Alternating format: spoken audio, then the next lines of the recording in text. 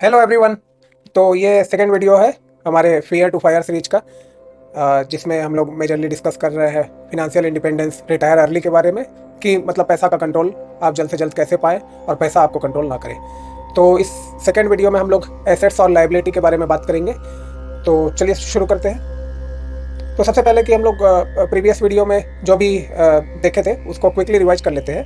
तो सबसे पहले हम लोग बात किए थे फिनेंशियल फ्रीडम का, और इसमें हम लोग देखे थे कि फिनेंशियल फ्रीडम मतलब to control your money, money को कंट्रोल करना, ना कि उससे कंट्रोल होना। फिर हम लोग देखे थे पर्सनल फिनांस। तो फिनेंशियल फ्रीडम पाने के लिए सबसे जरूरी है पर्सनल फिनांस को जानना। तो पर्सनल फिनांस का मतलब हो गया टू मैनेज योर मनी, और इसमें हम लोग 7 स्टेप्स देखे थे। तो सबसे पहला इसमें आता है अर्निंग, फिर budgeting, spending, saving, planning, investing और प्रोटेक्टिंग योर मनी। तो ये पूरा हम लोग लास्ट वीडियो में देखे थे। अगर आप लास्ट वीडियो नहीं देखे हैं तो आप लास्ट वीडियो को जरूर देख लें। आप यहाँ पे क्लिक कर सकते हैं और आपको डिस्क्रिप्शन में भी इसका लिंक मिल जाएगा। तो आज का जो टॉपिक है वो है एसेट्स एंड लाइबिलिटीज का। तो इसको स्टार्ट करते हैं। तो एसेट मतलब ऐसा कोई सा भी चीज़ जो आपको कुछ मनी देता है, कुछ पैसा देता है, कुछ चीज़ आपके पॉकेट में देता है, ना कि आपका खर्च करवाता है, वो एसेट होता है। और इसी का ठीक उल्टा लाइबिलिटी ऐसा कोई भी चीज़ जो आपसे खर्च करवाता है, आपके पॉकेट से पैसा निकालता है, वो लाइबिलिटी होता है। तो यहाँ पे एसेट मतलब हो गया to put money in your pocket, and liabilities का मतलब हो गया that take money out of your pocket. तो अब इसको एग्जाम्पल की मदद से समझते हैं। तो सबसे पहला एग्जाम्पल यहाँ पे है कि जैसे आपका घर है, और अगर आप उस घर में रह रहे हैं और उसको किराए पे नहीं दिए हैं, तो वो क्या हो जाएगा, वो आपका लाइबिलिटी हो जाएगा, वो एसेट नहीं होगा। कई बार हम लोग सोचते हैं कि घर हमारा एसेट है, लेकिन वो लाइबिलिटी होता है। अब कैसे? क्योंकि घर में जब आप रह रहे हैं तो घर का मेंटेनेंस लगेगा, घर में कुछ ख़राब हो गया तो उसको हम लोग बनवाएंगे, तो हमारा पैसा खर्च होगा। उसके बाद घर का इलेक्ट्रिसिटी बिल भरेंगे हम, उसके बाद घर का पानी का बिल भरेंगे।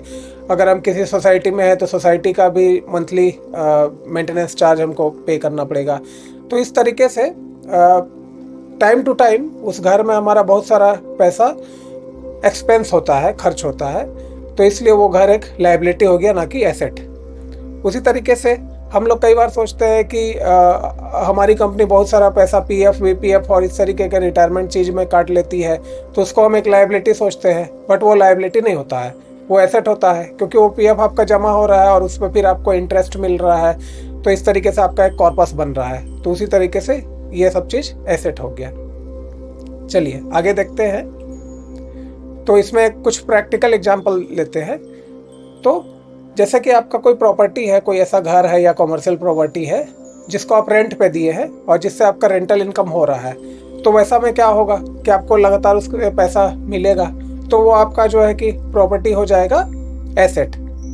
उसके बाद आपका कोई बिजनेस है जिससे इनकम हो रहा है, तो वो इनकम भी आपके पॉकेट में जाएगा, तो वो आपका बिजनेस भी हो जाएगा आपका एसेट। उसी तरीके से आप कहीं इन्वेस्ट किए हैं, शेयर में, म्यूचुअल फंड में, गोल्ड में, या कहीं भी इन्वेस्ट किए हैं, उस पर आपको जो है कि अच्छा रिटर्न मिल रहा है, तो वो इन्वेस्टमेंट भी एसेट हो जाएगा। तो ये सब कुछ प्रैक्टिकल एग्जांपल्स है एसेट का। उसके बाद हम कुछ लाइबिलिटीज का प्रैक्टिकल एग्जांपल देखते हैं। जैसे आपका घर है, इधर वो सेल्फ ऑक्यूपाइड है या अनऑक्यूपाइड है, कि जैसा कि हम लोग बात कर ही चुके हैं। अगर आप उसमें रह रहे हैं या कोई नहीं रह रहा, खाली पड़ा हुआ है, बट किराए पे भी नहीं दिया हुआ है, तो उससे कुछ आ तो नहीं रहा है, कोई भी पैसा आपके पास नहीं आ रहा है, लेकिन आपको लगातार खर्च उसमें करना है। जैसे कि अगर वो घर होम लोन पे है तो आपको होम लोन का ईएमआई भरना है, फिर उसी तरीके से घर का रिपेयरिंग में पैसा खर्च करना है, सोसाइटी का मेंटेनेंस चार्ज देना है, इलेक्ट्रिसिटी बिल देना है। कई बार आप देखेंगे आप नहीं रह रहे हैं, इलेक्ट्रिसिटी कंजम्पशन ज़ीरो है, तब भी आपको उसमें जो है कुछ नॉमिनल अमाउंट बिल के रूप में देना पड़ता है, मीटर चार्ज एंड ऑल। उसके अलावा प्रॉपर्टी टैक्स भी उस पर लग रहा है। तो वेदर यू आर लिविंग और नॉट, अगर वो घर जो है कि रेंट पे नहीं दिया गया है तो उस पर बहुत सारा खर्च है, वो बहुत सारा खर्च है, तो वो आपका एक लाइबिलिटी हो गया। उसी तरीके से आप बिजनेस किए, लेकिन बिजनेस में फ़ायदा की जगह लॉस हो रहा है, ओवरऑल आप नुकसान सह रहे हैं, तब वो बिजनेस भी है जो कि लाइबिलिटी हो जाएगा, क्योंकि लगातार वो आपके पॉकेट से पैसा निकालेगा। उसके बाद हम लोग कोई इन्वेस्टमेंट कर दिए हैं, उस इन्वेस्टमेंट में नेगेटिव रिटर्न आ रहा है, जो पहले किए तो वो भी पैसा नहीं आ रहा है, इन्फ्लेशन को भी बीट नहीं कर पा रहा है, तो वो इन्वेस्टमेंट भी यहाँ पे जो है कि एसेट की जगह लाइबिलिटी हो जाएगा। अब देखते हैं, एक इम्पॉर्टेंट इसमें बात है कि पीपल एज एसेट और लायबिलिटी। तो इसमें जैसे कि बच्चों का बात करें तो यहाँ पे बच्चे भी एक किस्म का लायबिलिटी होते हैं, क्योंकि जब आपके पास बच्चा है तो फिर बच्चा का पढ़ाई, बच्चा का खान पान, बच्चा का दवाई, उसी तरीके से बहुत सारा एक्स्ट्रा एक्सपेंस है जो बच्चों से जुड़ा हुआ है। तो अभी करंटली आपको उस बच्चों से कोई भी पैसा तो पॉकेट में नहीं आएगा, बल्कि आपके पॉकेट से बहुत सारा खर्च होगा, तो वो एक लायबिलिटी है। इसीलिए मतलब गवर्नमेंट भी इस चीज़ को वो करती है कि हम दो हमारे दो जैसा प्रोग्राम चलाया जाता है। तो इसलिए जो है कि उस पर भी हमको ध्यान रखना चाहिए। उसके साथ साथ अगर एम्प्लॉयड यूथ है, फॉर एग्जांपल कोई जवान आदमी है, वो भी एज ए पीपल है, लेकिन वो एम्प्लॉयड है, जॉब कर रहा है, अच्छा कमा रहा है ना, तो वो एक एसेट हो जाएगा किसी भी फैमिली के लिए, वैसा एम्प्लॉयड आदमी।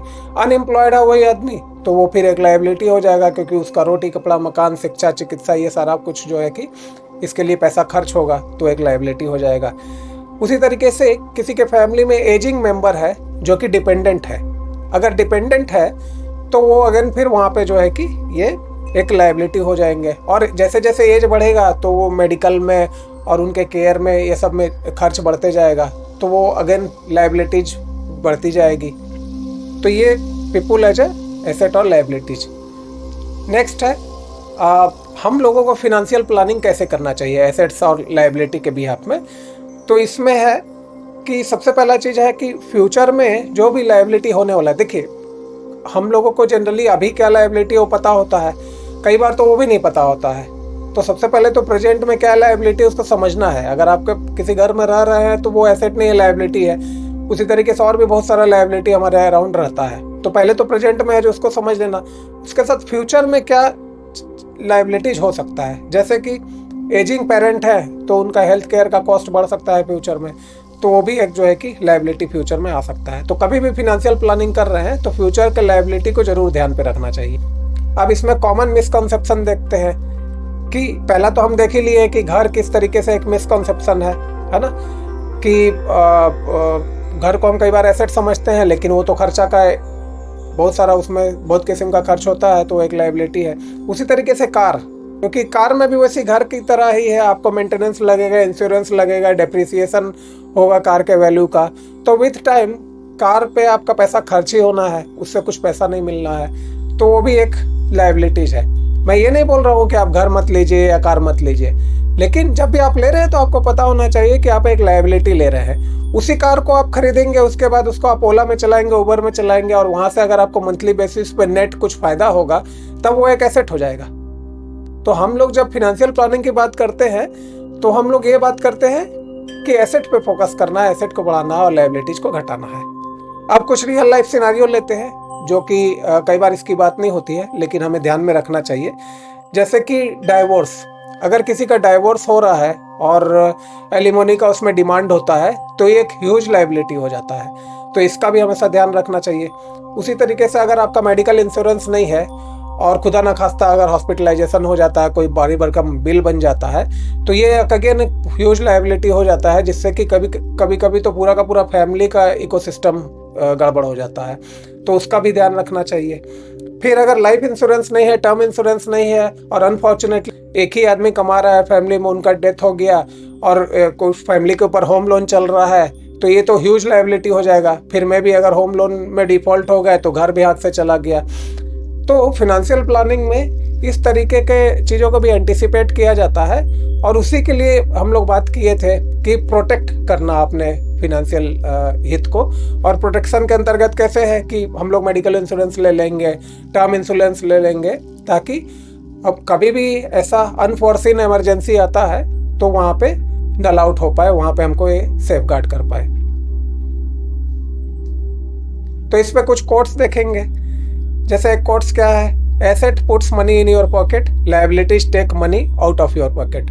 इसी कोट से मैं जो है कि डेफिनेशन लिया हूँ। उसके बाद financial intelligence is not about college degrees, it's about controlling cash flow.